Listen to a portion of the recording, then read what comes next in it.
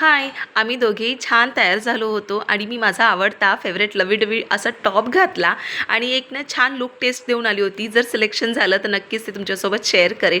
So रिक्षा book केली आणि आम्ही निघालो होतो. बघतो तर काही खूप सारं ट्रॅफिक लागलं होतं. 15 मिनिटं आमचं इथेच गेलं होतं. मला वाटलं मी वेळेत पोहोचते की नाही, बट हां, 10-15 मिनिटानंतर पोहोचली. सगळ्यांना छान भेटली.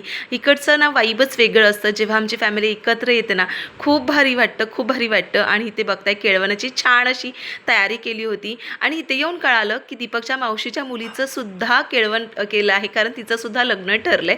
सो आता इथे बघताय तुम्ही डकेत धुरंधर याची एंट्री झाली आहे. हा माझा सख्खा दीर. खूप जणी विचारतात तुझा सख्खा दीर का, तो हा दीपकचा लहान भाऊ.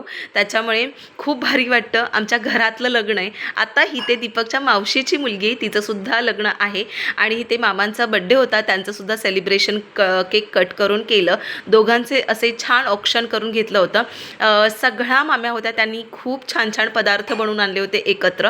त्याच्यामुळे आमची फॅमिली अशी वेगवेगळी राहत असली तरी आमचं जे कुटुंब जेव्हा आम्ही एकत्र भेटतो ना, तेव्हा खूप खूप धमाल करतो. इथे आमची बच्चा पार्टी आहे ना, म्हणाली की चला हाय करा, चला पाहू.